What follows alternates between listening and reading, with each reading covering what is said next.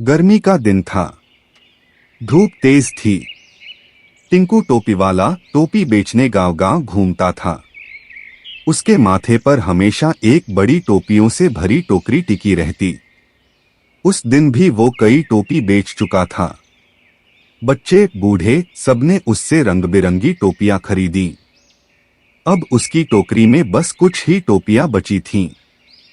थक कर टिंकू जंगल के पास एक घने बरगद के पेड़ की छांव में लेट गया। उसने अपनी टोकरी जमीन पर रखी और नीली टोपी सिर पर पहने ही सो गया। कुछ देर बाद शरारती बंदर आ गए और टिंकू की टोकरी से एक एक करके सारी टोपियां निकाल लीं। अब सब बंदर रंग बिरंगी टोपियां पहनकर ऊपर बरगद के पेड़ पर बैठ गए। टिंकू की नींद खुली। उसने आंखें मलीं और ऊपर देखा, हर बंदर की सिर पर एक टोपी। वो चौंक गया।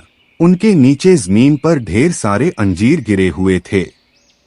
टिंकू सोच में डूब गया। वह एक पत्थर उठाकर बंदरों की ओर फेंकने का नाटक करता है। बंदरों ने देखा और फिर सब बरगद के फल को टिंकू की ओर फेंकने लगे। तभी टिंकू के दिमाग में एक चालाकी भरा आइडिया आया। उसने अपनी नीली टोपी उतारी और जमीन पर रख दी। अब वह पेड़ की ओर देखता हुआ चुपचाप खड़ा रहा। बंदरों ने उसे देखा, फिर उसकी नकल करने लगे। एक एक करके सारे बंदरों ने अपनी अपनी टोपी उतारकर जमीन पर फेंक दी।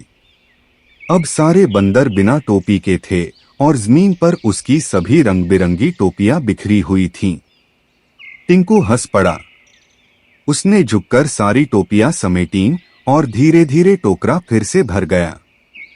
फिर उसने टोकरी सिर पर रखी और मुस्कुराते हुए अगले गांव की ओर चल दिया। ऐसी प्यारी कहानियों के लिए चैनल को सब्सक्राइब करके जाना।